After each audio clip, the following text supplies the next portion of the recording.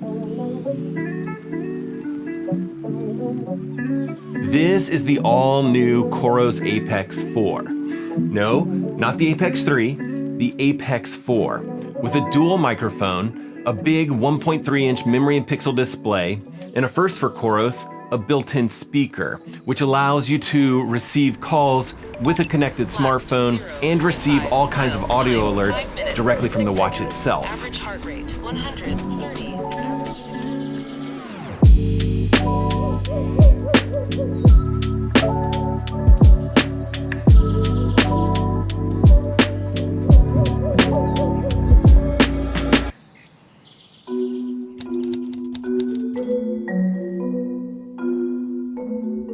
Okay, here's the APEX 2, the APEX 2 Pro, and then the APEX 4. And if this is the third iteration of the APEX, why didn't COROS just call it the APEX 3?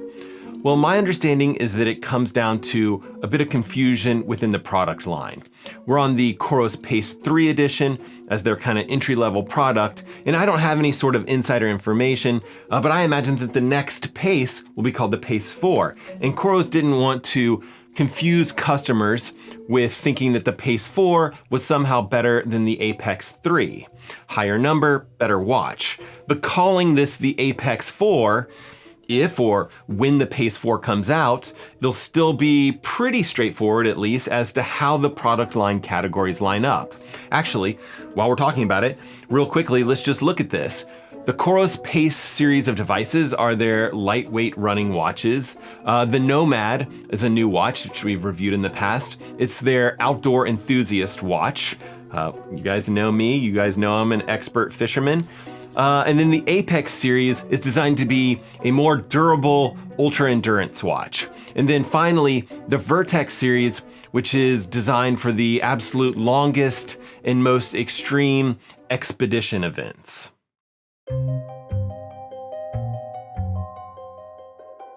Okay, but wait a minute. Before there was an APEX 2 and an APEX 2 Pro. So where's the Pro now? Or will there be a Pro?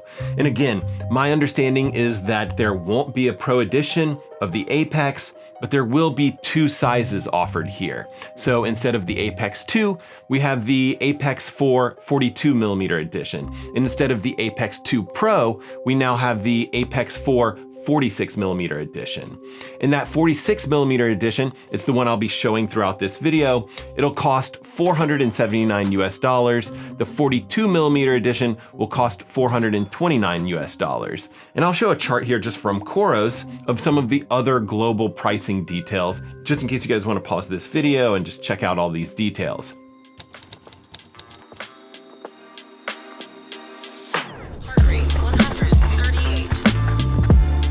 There's not one that's more pro than the other. The internals are largely the same. There are some differences. The 46mm has a larger screen. It's a 1.3-inch memory and pixel touchscreen display versus the 1.2-inch on the 42mm. The screen resolution also drops from 260 to 240 by 240 pixels on the 42mm.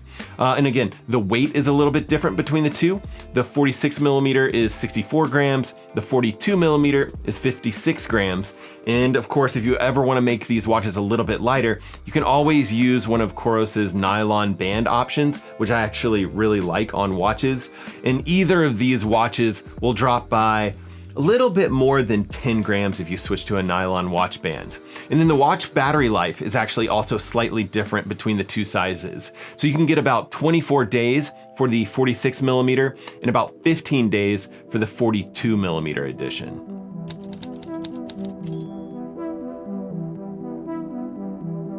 Now, I've used this watch in a few different GPS modes, but recently I've been using it in the more accurate max GPS mode, which uses dual frequency, so it's L1 and L5, for the highest possible accuracy GPS tracks. So if you are hoping to do a really long activity with GPS, you can expect about 41 hours for the 46mm and 26 hours for the 42mm watches. There's also a high GPS mode, which uses the all systems GPS, and it checks all of the satellite systems throughout the entire activity for a pretty high degree of accuracy, and you can expect about 53 hours or 34 hours for the smaller size in that mode. And then there's actually a new GPS mode. You know, there's a new naming convention for these GPS modes, but there's an all new GPS mode, which is kind of interesting. COROS is calling it Endurance GPS mode, which still does use the all system GPS mode, but it'll intelligently choose when to use specific satellite signals and when to turn one off to save battery life. Now, both sizes use the somewhat new USB-C keychain charging adapter, and the charging time for both models is about an hour and a half.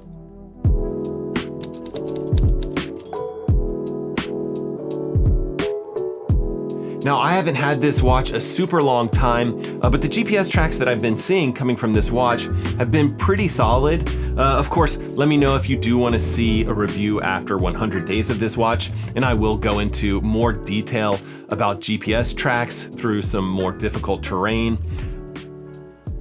But here I'm just running along the lake, just my standard GPS test. And I'm comparing it to a number of different watches, a lot of stuff that we've tested to have good GPS accuracy. And this looks good, you know, all the way through the curves here. You know, we're seeing the COROS APEX 4 just right in the middle of where it should be. Looks pretty solid here. I did actually test this GPS watch while using navigation and directions as well, because there was a bug that was reported. And again, with software updates, it's not something that I saw. It may have been an issue where there was something going on with the export of some of these files. But again, I think they've corrected that over at COROS. And right now I'm seeing really excellent GPS coordinates and tracks throughout my testing. But lastly, the watch band is a little bit thicker on the 46mm edition. It's a 24mm quick fit compatible watch band versus the 22mm watch band on the 42mm edition of the COROS APEX 4. And the silicone watch band is actually slightly different, has a slightly different design. There's like these little ridges inside just to prevent sweat from being trapped underneath the watch band. And it is supposed to be a little bit softer. It's not something that I could really notice a difference in, but I did like the watch band that comes stock with this watch. Now, while we're talking about buying options, this watch comes in 2 colors at launch, so that's black or white. COROS has actually added colors and other product categories later on. They've had fun things like Kipchoge editions of the pace and fun stuff like that. So I could imagine them doing something similar here in the future. I don't have insider information into what COROS might do in the future. But what is cool is soon COROS.com will allow you to actually customize your watch at the time of purchase. There's not much you can actually do right now. You know, the COROS APEX 4 comes in white and black. But looking ahead, COROS will have more nylon watch band options where I think that this customization will actually make a little bit more sense. And then looking closely at this new APEX 4, COROS is calling this an Alpine grade design. So that includes grade 5 titanium alloy bezel. It has a sapphire glass screen, and it has reinforced lugs, which should increase durability. The APEX 4 has an all new 3rd generation memory and pixel display. And I actually don't tend to agree with a lot of the people online. I actually really like memory and pixel displays. And I think up until recently, I've always thought that they're the better tool for the job in a lot of specific use cases where you want a watch's battery life to go the distance and you really want a very high contrast, a very glanceable screen for outdoor conditions. All of that being said, I've been wearing this APEX 4 for a little while now, and this display, I don't know, it's felt a little bit disappointing to me personally. And I don't think that it's because I've grown used to AMOLED displays, although maybe that's the case. I tend to wear the Memory and Pixel Garmin Enduro 2 all the time, and I still absolutely love that watch. But for whatever reason, the Apex 4 has seemed a little bit dim to me when wearing it both inside and outside. And I wanted to get to the bottom of it. So I tested this watch against a Garmin watch with a light meter, and here's what I figured out. I didn't see any exact way for me to change the screen brightness of the Apex 4. But when measuring the output, it appeared to be almost the exact same as the Garmin Forerunner 255, which has a memory and pixel display, with its brightness set to about 30%. When I maxed out the brightness of the Forerunner 255, that watch ended up being about 5 times brighter than the Apex 4. Now, I also wanted to show you guys a direct comparison of AMOLED versus memory and pixel in direct sunlight conditions, because I actually was thinking that the memory and pixel would be the clear winner. After testing, I'm not so sure that that's the case. And then I do like to think that a lot of COROS Apex users are going to be using this on the trail. So again, here are those two watches in some trail conditions for you guys for comparison. Now keep in mind that these memory and pixel displays only have about half the resolution of the brighter AMOLED displays. It's not a huge deal, but it is something that I do tend to notice on maps. And then speaking of maps, you'll find that zooming and scrolling around on these maps with this watch is significantly faster.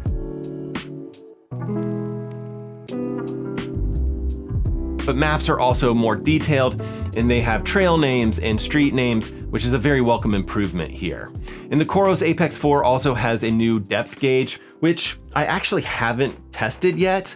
In fact, I wasn't even able to find it until I watched the DC Rainmaker's video where he had basically done all the legwork to realize that it's only available on the open water swimming profile. I checked, it's not anywhere else. It's not on the swimming profiles, for example. And it isn't one of the default options as well. It's only after you add that particular screen to an activity page metric. And again, I'm not exactly super clear how helpful a depth gauge is gonna be for you guys, but I'll go ahead and link Ray's video up here somewhere if you guys do wanna see his open water swimming test and learn a little bit more. I'll just say that in my experience, open water swimming when it comes to data accuracy hasn't been one of COROS's strengths. But to be fair, I'd say open water swimming is one of the more tricky things for GPS watches to do.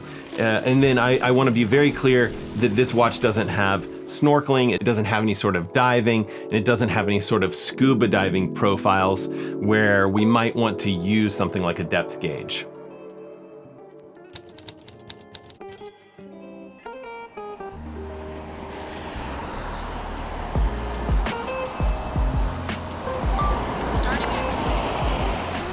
Now, probably one of the most notable updates to the Apex is the microphone and the speaker built into this COROS Apex 4.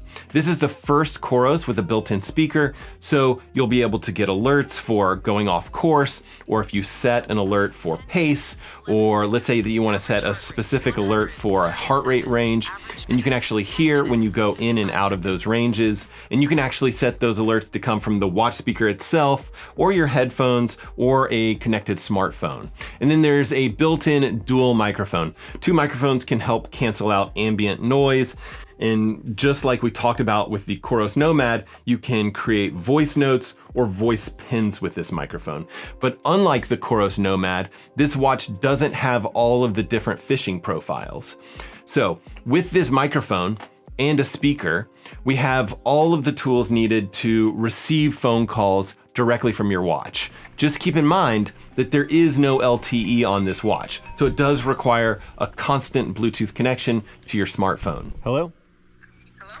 All right, I'm outside, just like on our street, and it's pretty quiet on our street right now. Not much going on. That's pretty good. Glad that there's nobody trying to take things from our house. Good, good, good. I'm at the grocery store if you need anything. Bubbly water? Yeah, I can get some of that. We don't really need it. We're pretty full, but I know. You always need bubbly water. yeah. How does the microphone sound from this watch? I'm holding it like, I don't know, maybe half a foot away from my mouth, and I'm outside. Yeah, it sounds just like your regular phone, actually. Does it? That's pretty good. Yeah.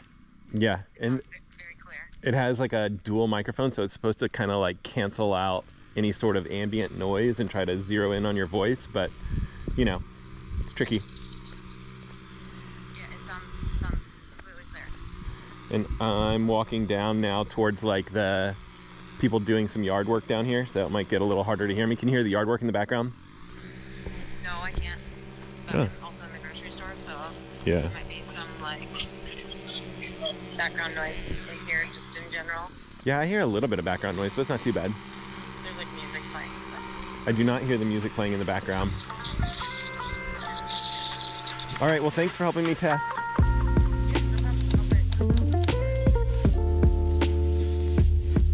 Now, I compared the heart rate accuracy of the COROS APEX 4 to a few different devices, but here's the Garmin that is actually connected to an ECG style chest strap. So it's measuring the electrical signal from the heart. And in this little experiment, we can generally say that this is kind of our control variable.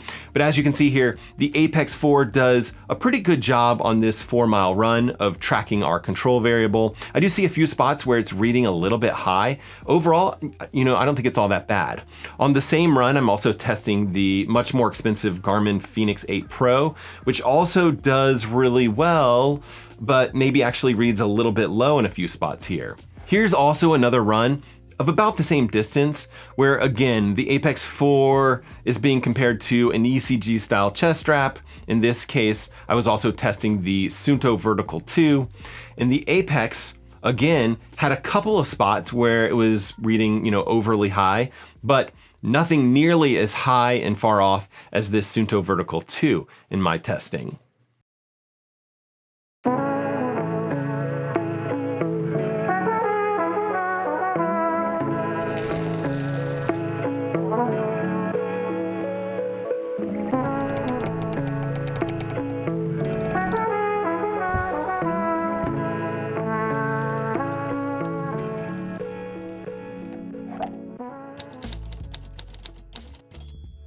Now, while we're talking about Suunto, here's how the APEX 4 looks next to the Vertical 2, which cost $600, and then the Suunto Race 2, which cost $500. And here's how this looks next to the Garmin Fenix 8, which cost about $1,100, and the Fenix 8 Pro, which cost $1,200. Not the micro LED, which costs $2,000. Now, a lot of these are AMOLED watches, so here's a memory and pixel watch. This is the Garmin Enduro 2, which is on sale right now for about $550. The Enduro 3, which is the current version, costs about $900. And I do like that all of these Garmin watches that I've mentioned also come with a built-in LED flashlight. But of all the watches that I've shown here, the COROS APEX is the best price and still has very good battery life, which is pretty impressive here.